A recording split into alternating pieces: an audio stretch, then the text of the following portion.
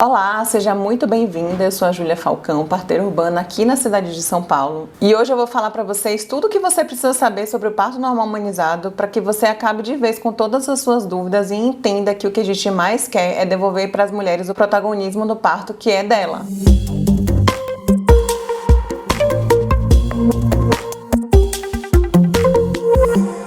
E se você ainda não me conhece, se você ainda não conhece esse canal, se inscreve aí, dá o like e compartilha com todas as gestantes que você acha que precisa saber sobre esse tema tão polêmico, mas extremamente importante. Parto normal humanizado nada mais é do que uma forma de assistência ao parto, que é completamente centrada na mulher e que embasa muito as suas condutas nas evidências científicas mais atuais. O que é importante você saber? Que o parto humanizado tem três principais pilares, que é acreditar na fisiologia do processo, porque nós reconhecemos que o processo de parturição, ele foi desenvolvido durante milhares de anos pela natureza para que fosse o mais seguro e mais completo possível. Então, estudando toda essa fisiologia, a gente aprende a identificar inclusive tudo que não é normal durante o processo. O outro pilar é embasar as condutas nas evidências científicas, e isso eu vou mostrar para você porque é muito importante você saber, porque afinal de contas muitas pessoas têm preconceitos porque acham que é simplesmente algo que foi retirado da cabeça de alguém e que inclusive é perigoso, e na verdade não é. Os profissionais da humanização embasam muito as suas condutas em todos esses estudos, inclusive eu também vou mostrar para você que vários países desenvolvidos têm condutas muito diferentes das do Brasil, e a gente também leva isso em consideração na hora de explicar para a mulher ou para o casal todos os riscos e benefícios de cada tipo de procedimento. E por fim, aquilo que eu acho mais importante é que os profissionais entendem que a mulher e o casal são os protagonistas do momento do parto, porque o parto pra gente é um evento extremamente familiar e não um evento médico. Então a gente centraliza todas as condutas no bem-estar da mulher, no bem-estar do bebê, para que o casal consiga junto nascer nesse momento familiar. Então é muito importante e é muito diferenciado olhar para o processo do parto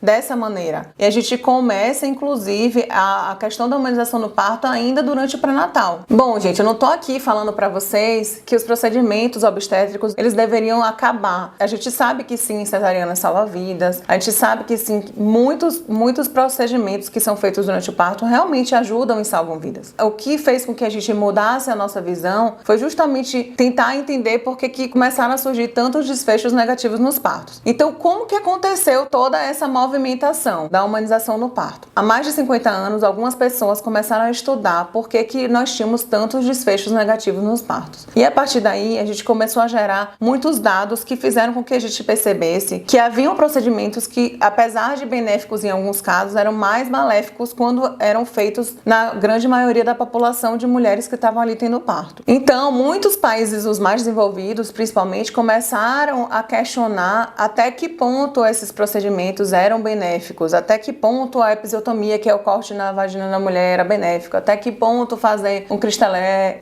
empurrar na barriga da mulher era benéfico. E foi visto que na maioria das vezes, se não todas as vezes, eram procedimentos baseados simplesmente no machismo na clínica, e que principalmente a partir do momento em que os partos saíram do domicílio e foram para o hospital, e que aquele hospital era permeado de homens médicos, porque a mulher só entrou na medicina depois de muito tempo, o homem médico começou a ver o processo do parto muito focado no bem-estar do bebê, esquecendo que ali existia uma mulher em processo de parturição. Então, essas condutas que sim surgiram com uma boa intenção de salvar vidas, quando elas começaram a fazer parte do parto da maioria das mulheres, a gente começou a ver muitos maus desfechos. E aí, então, finalmente, na década de 90, surgiu o REUNA, que é a Rede de Humanização ao Parto e Nascimento. E logo depois, foi criada a Biblioteca de Saúde Reprodutiva da OMS, que em conjunto com a Cochrane, estabeleceu ali padrões e categorizou as intervenções em 4 grupos. Gente, é importante vocês entenderem que são estudos gigantescos, feitos com muitos países, com um número enorme de gestantes, e que não são realmente dados tirados de uma pesquisa pequena. Então, todas as vezes que a gente fala de evidências científicas, a gente está embasando mesmo nos estudos muito grandes, como, por exemplo, pegar ali 100 mil mulheres que receberam episiotomia durante o parto, 100 mil que não receberam, e estudar o desfecho disso tudo na vida delas, e tentar entender qual seria o benefício, por exemplo. Mas agora eu vou falar para vocês quais são essas 4 categorias. Nesses grupos, a gente tem o grupo A, que são práticas que foram comprovadamente benéficas e que elas devem ser incentivadas. Temos o grupo B, que são das práticas que devem ser imediatamente extintas, porque não só não fornecem nenhum tipo de benefício, como pode realmente causar malefícios na saúde sexual e reprodutiva da mulher. Temos também o grupo C, que são das evidências que ainda não foram comprovadas sobre os seus benefícios ou malefícios. E temos também o grupo D, que é um grupo de intervenções que são até benéficas, mas que frequentemente são feitas de forma errônea. E aí a gente entra num tema muito espinhoso, que são as práticas que não são justificadas de forma nenhuma pela ciência. Que é, por exemplo, a questão da episiotomia, que é um pavor de muitas mulheres, elas não querem ter um corte na vagina. Eu recebo, inclusive, mulheres que falam assim,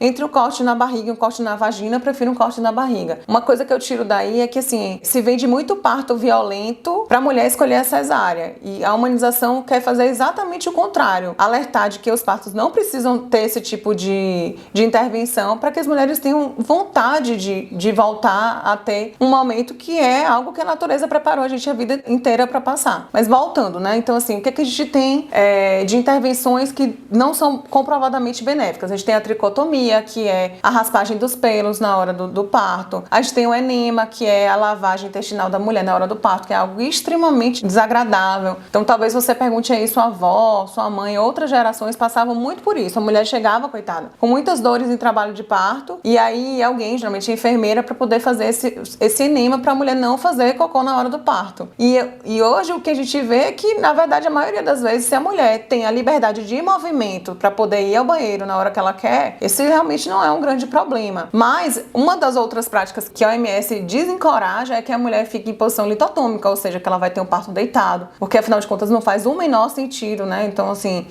não é fisiológico que a gente coloque algo para fora deitado. A gente não vai ao banheiro fazer número 2 deitada. Imagina botar um bebê grandão pra fora deitada, com aquela posição de perna pra cima, que é uma posição ginecológica. Quando a gente olha de uma forma mais criteriosa, a gente vê que aquela mulher deitada com as pernas pra cima, o que tá sendo priorizado é o conforto do médico, que tá sentado ali, olhando de frente aquele bebê sair. E que, então, a prioridade não é o bem-estar dessa mulher. Então, assim, aí que vem a humanização, né? De deixar a mulher ter liberdade de ter o parto onde ela quiser, sentada na banqueta, dentro da banheira, enfim. E, inclusive, priorizando que ela tenha liberdade de movimento, o índice de laceração no períneo, que é também outro grande medo das mulheres, ele diminui drasticamente. Eu tenho mais da metade dos meus partos sem nenhuma laceração, de bebê de 4 quilos, maiores. Não tem laceração, porque a própria mulher, ela mesma encontrando o movimento, ela se protege de ficar mais machucada. Então, é algo muito importante que a gente vê que faz total diferença na hora do parto. E aí, deixar a mulher com fome. Então, assim, desconfia se você chega no hospital, te dizem que você não pode comer ou que você só pode tomar bebidas líquidas mais claras, porque isso já faz com que a gente entenda que a ideia ali é que você vai acabar numa cesariana, que aí sim é contraindicado que você se alimente. Então, assim, a gente não pode pensar que você tá indo ter um parto e que provavelmente você vai acabar numa cesariana, né? A gente tem que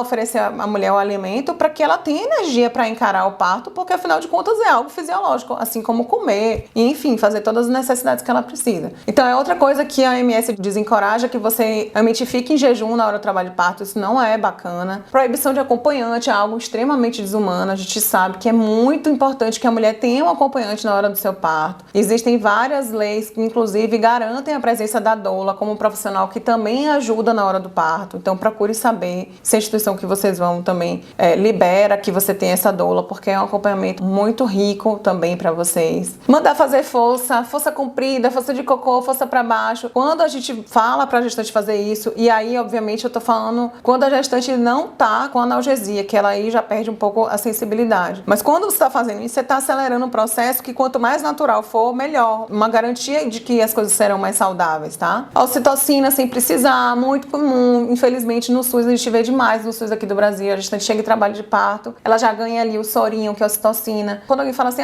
porque o bebê não nasceu bem, porque... Será que foi do parto que ele não nasceu bem por causa do parto? Ou será que ele não nasceu bem por causa das coisas que fizeram com a mulher em trabalho de parto, tá? Então, a gente já sabe que essa ocitocina muitas vezes causa repercussão nos batimentos do bebê. O bebê não fica bem. Só que a ausculta também não sendo feita de uma forma correta, não garante de que esse bebê tá bem. E aí, muitas vezes, realmente, o bebê acaba nascendo não muito bem mesmo. Mas assim, gente, vamos parar de achar que o parto tá matando o bebê. Geralmente, o que faz o bebê não ficar bem são as intervenções, tá? E como a gente tá falando de parto e nascimento, né? A gente tá falando do nascimento do bebê, também tem uma série de procedimentos que não devem ser feitos, como, por exemplo, o clampeamento precoce do cordão, onde o bebê deixa de receber de volta o sangue dele. A gente sabe que isso pode provocar uma anemia na primeira infância. Claro que eu tô falando na maioria das vezes, porque existem sim indicações onde o clampeamento deve ser feito de forma precoce. Mas pingar o colírio com mulheres que têm os exames negativos, dar o banho, ficar esfregando no bebê imediatamente depois que ele nasce, não deixar com que ele fique no colo da mãe, para que ela possa ter aquele momento de golden hour, para que o bebê possa fazer o imprint olhando para a mãe, para que ele se sinta seguro. Enfim, gente, é uma infinidade de coisas, todas estudadas. Mais uma vez, eu preciso bater nessa tecla de que a humanização se baseia em evidências científicas, porque só assim eu acredito que a gente vai deixar um pouco esse preconceito de lado para começar a entender do que realmente se trata a humanização ao parto e nascimento. Bom, a gente tem alguns profissionais dentro desse cenário de humanização ao parto normal humanizado, tá? E os mais comuns que a gente vê no Brasil são os médicos obstetras, né? Porque aqui a gente tem uma maioria de mulheres que fazem pré-natal e parto com acompanhamento de médicos, mas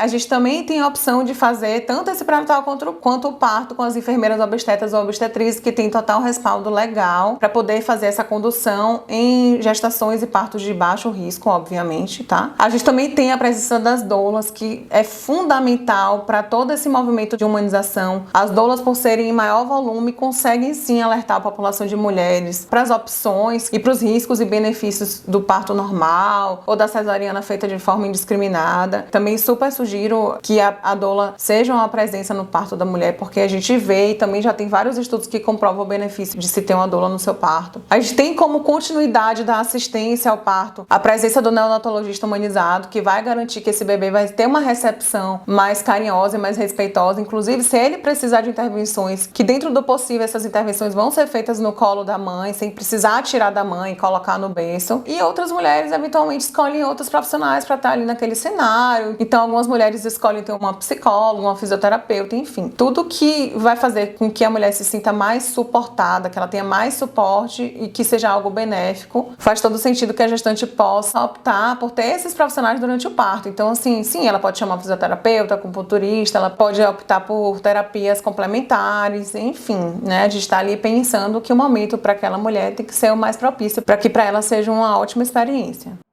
Bom, de acordo com a minha experiência, o que é que eu posso falar para vocês sobre médicos humanizados? Então, médicos que atendem um parto natural ou um parto normal humanizado são médicos que se prestaram a desconstruir um pouco da medicina tradicionalmente aprendida. São médicos que entendem que aquele é um processo fisiológico, que na maioria das vezes não tem muita coisa para você diagnosticar e pior ou tratar, porque o parto faz parte da nossa saúde sexual e reprodutiva, faz parte da nossa vida naturalmente. Então, são médicos que entendem que a mulher deve ser a protagonista de tudo, que no pré-natal dão todas as instruções, falam sobre benefícios, falam sobre os prós e os contras de cada procedimento e principalmente que respeitam a escolha da mulher, mesmo que aquilo não faça muito sentido para ele, sabe? Então aí ele vai buscar alternativas para que essa mulher se sinta acolhida, principalmente acolhida, porque é o momento do pré-natal, um momento extremamente rico para que ela tire as dúvidas e que seja um médico que saiba conduzir o parto. Principalmente é um médico que eu vejo que compreende que o seu papel é um papel de fazer as intervenções quando necessárias. Então, sim, o que o médico faz em um parto normal, humanizado? Ele absolutamente, na maioria das vezes, ele vai apenas observar. E aí ele vai entender, entendendo e acreditando na fisiologia do parto, ele vai saber identificar quando que aquilo já não é o normal e quando que uma intervenção ali seria benéfica. Então, a gente precisa mesmo de médicos para colocar uma ocitocina quando necessário for, fazer um fórceps quando necessário for. Inclusive, é importante que você converse com ele sobre essas intervenções ainda no pré-natal, tá? Que faça uma cesariana quando for, que respeite o seu limite daquilo que você acredita que deve ser importante, deve ser respeitado no momento do parto. Eu sempre digo que as coisas precisam ser conversadas antes do parto, tá? Mesmo as coisas mais difíceis de se ouvir. Porque o momento do parto é um momento que tem que ser de delicadeza total. Então, todos os acordos sobre como vai ser esse parto, sobre como provavelmente vai ser o fluxo desse parto, eles precisam ser feitos ainda durante o pré-natal. Inclusive, quando a gente tem ali uma assistência humanizada, a gente vê que os próprios casais, eles percebem tudo que está acontecendo, porque eles foram completamente instruídos sobre o que é normal, o que é esperado, o que é fisiológico e aquilo que já não é tão normal, aquilo que pode realmente gerar uma necessidade de uma intervenção. Então, a gente precisa entender que o papel do médico é esse, tá? E que, inclusive, médicos humanizados compreendem que eles sozinhos não dão conta de atender um parto com toda a assistência integral que a mulher precisa ter. E aí a gente entra no papel da enfermeira obstetra ou obstetriz, tá? Então, as enfermeiras obstetras, elas exercem um papel de parteira mesmo, né? Mas, obviamente, com todo conhecimento. Eu, por exemplo, estudei 7 anos para conseguir ter o grau de especialização que eu tenho, mas a gente realmente foca no fisiológico. A formação de enfermagem é muito na manutenção da saúde, tá? E não exatamente no diagnóstico e no tratamento, que é o caso da medicina. Então, a gente consegue realmente focar na fisiologia do parto. Então, as questões de toque vaginal, para ver quanto que tá de dilatação, a ausculta do bebê ou dos bebês, né? Porque pode ser mais de um também. Entender um pouco da fisiologia de o que é característico de cada parte do processo, quanto que é o começo, né? Quais são os sinais que o corpo dá de que a coisa está evoluindo mais rápido, ou de que ela precisa de algo. A enfermeira coloca muito à disposição da mulher formas alternativas, tanto para o alívio da dor, quanto para ajudar na parte endógena, né? Na parte dos hormônios. A gente tem um olhar diferenciado sobre a recepção do recém-nascido, para que ele tenha menos intervenção possível. A gente tenta entender quais são as necessidades daquela mulher durante o parto, né? O que pode ser benéfico. A gente tem a paciência da espera, né? A própria palavra obstária é estar ao lado apenas, né? Então, obstetrícia, tudo isso vem de obstária, que é estar ao lado, que é exatamente aquilo que a gente acredita que precisa fazer durante o parto, estar ao lado. Então, assim, colocar menos a mão possível, resolver das formas mais naturais e poder contar realmente com o suporte de um médico, se for o caso, né, dessa necessidade. Então, saber, mais uma vez, identificar tudo que é normal e é fisiológico e pedir ajuda no momento em que aquilo já não é mais fisiológico, precisa ser feita alguma intervenção. Sobre as doulas, eu vou dar uma aula só sobre esse assunto, tá? Mas, em resumo, doulas são profissionais que não precisam ter nenhum tipo de formação específica, além de um curso de doula, que, enfim, tem cursos que duram apenas um dia, tem cursos que duram mais tempo, curso de imersão. Mas o que eu quero dizer? Que para ser doula, você não precisa ter uma profissão anteriormente ligada à área da saúde. Então, a gente tem doulas que podem ser jornalistas, engenheiras, mulheres que veem como essa ajuda a outra mulher no parto um propósito de vida mesmo. É muito comum a gente ter mulheres que viram doulas por uma dor que sofreram no seu próprio parto, tá? Então aquilo vira realmente algo muito importante para elas. Por isso mesmo as doulas não cuidam da parte técnica do processo, tá? Então doula não faz ausculta, não cuida da saúde nem da mãe nem do bebê diretamente, né? Não fazendo nenhum tipo de exame e nem cuidando da saúde desse binômio. E tem os pediatras da sala de parto que também entendem sobre a fisiologia do nascimento, como esse momento de transição do bebê para a vida extrauterina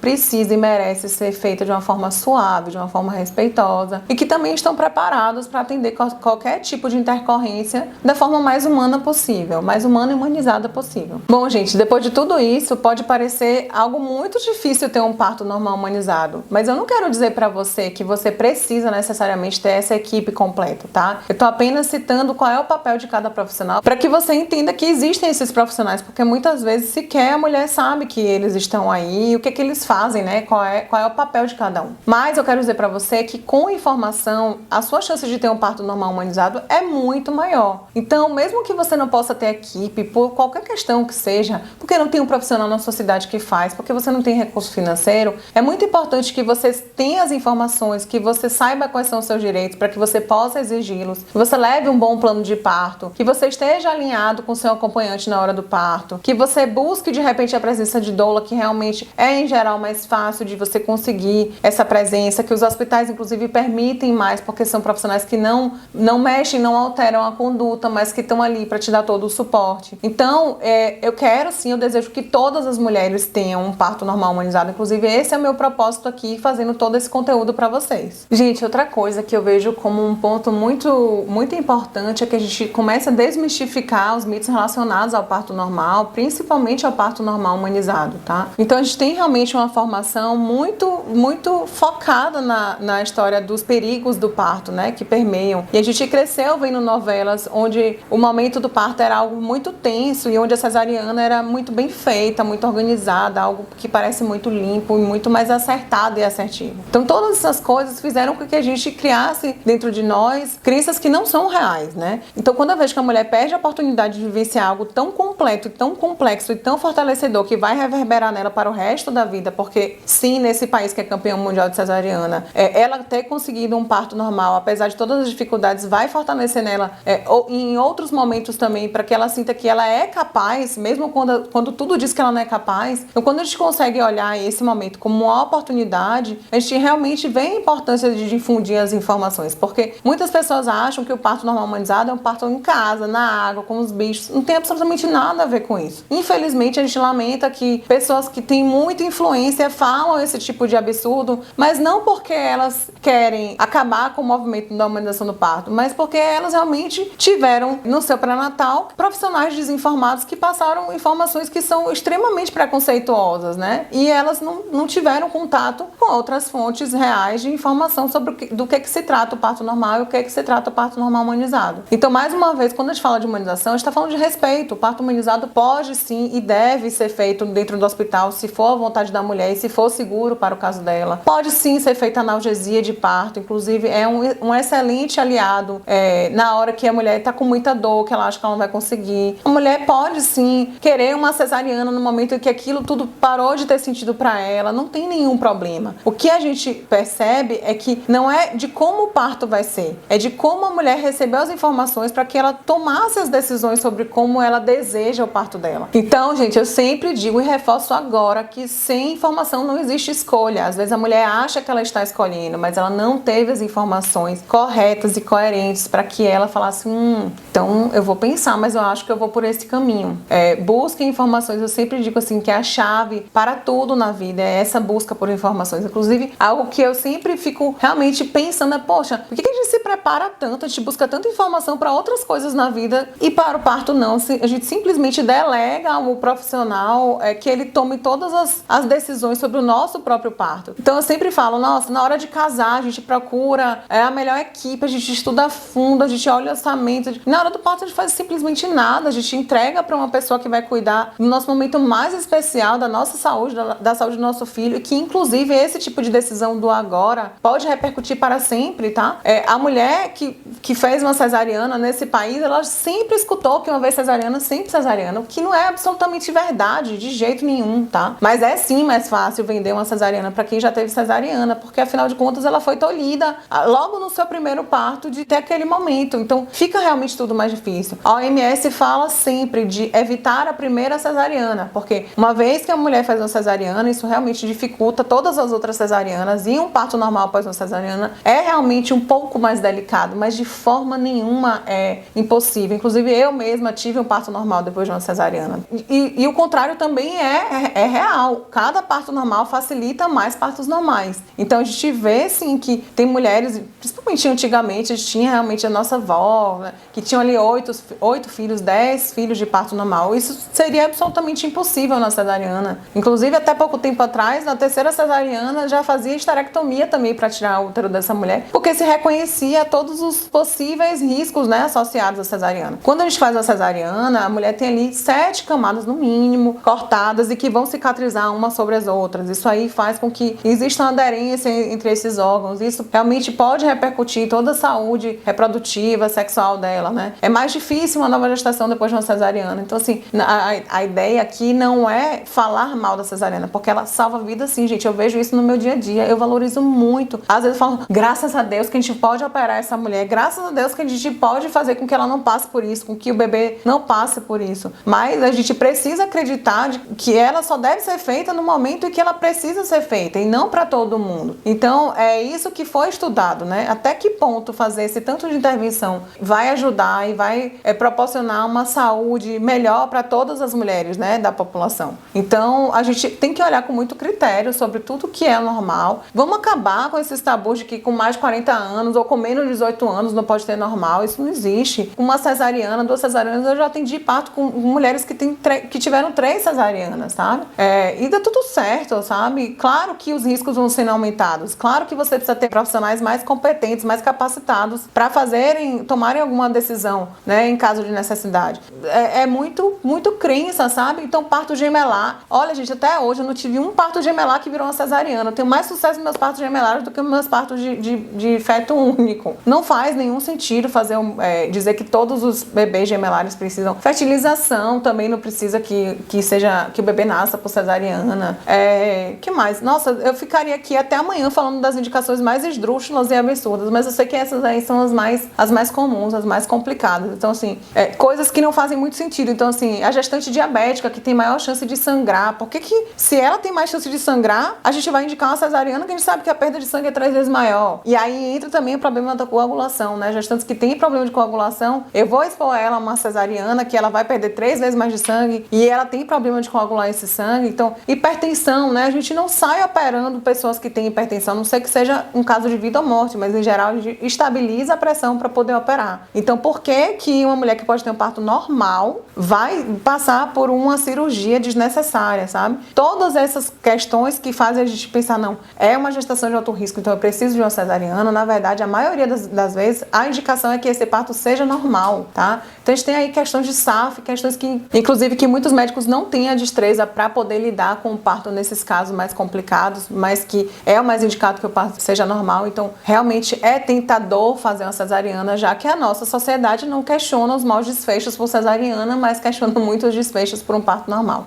Gente, então o que eu quero dizer é que a gente precisa reconhecer as limitações do nosso sistema obstétrico, reconhecer que os hospitais são sim mais voltados para a questão da cesariana e principalmente para você que é gestante, se você está na sua primeira gestação, se você vai realmente usufruir de uma rede particular, mesmo que sejam hospitais de renome, tá? Para que vocês consigam enxergar em quais buracos que vocês podem cair e que podem viabilizar que seu parto seja um parto normal. Então, a ideia aqui é que você tenha bastante informação, quanto mais informação melhor, para que você realmente consiga ter um parto normal humanizado. Bom, gente, então aproveita esse momento para reforçar em vocês a necessidade de ter um bom plano de parto, que ele seja bem estruturado, que ele seja bem alinhado com o seu acompanhante, porque pode ser que no momento de dor você não consiga realmente responder às questões que estão no seu plano de parto, que você principalmente converse sobre ele com a pessoa que vai assistir seu parto ou com as pessoas, né, em caso de equipe, que você chegue no hospital e que você fale, olha, eu tenho um plano de parto, porque com certeza o olhar dos profissionais que estão ali para você vai mudar um pouco, no sentido de que, olha, ela sabe, ela estudou. E principalmente o mais enriquecedor do plano de parto é que, olhando aqueles pontos, você vai conseguir entender o que você quer, o que você não quer e por que aqueles procedimentos podem ser necessários e quando que eles não devem ser feitos. Então, assim, eu reforço que faça seu plano de parto, faça em 3 vias, siga todo o protocolo, vá no hospital que você pretende ter o seu bebê, leve esse plano de parto, pergunta se eles respeitam, porque é melhor que vocês tenham essa atitude antes do momento do que na hora vocês serem pegas desprevenidas.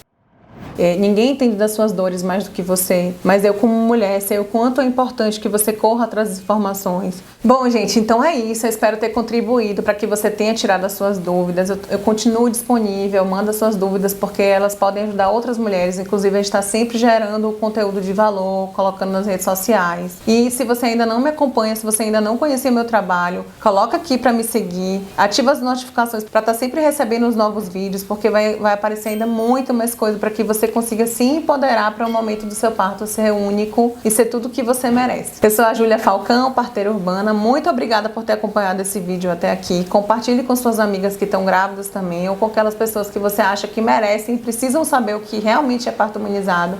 E até a próxima!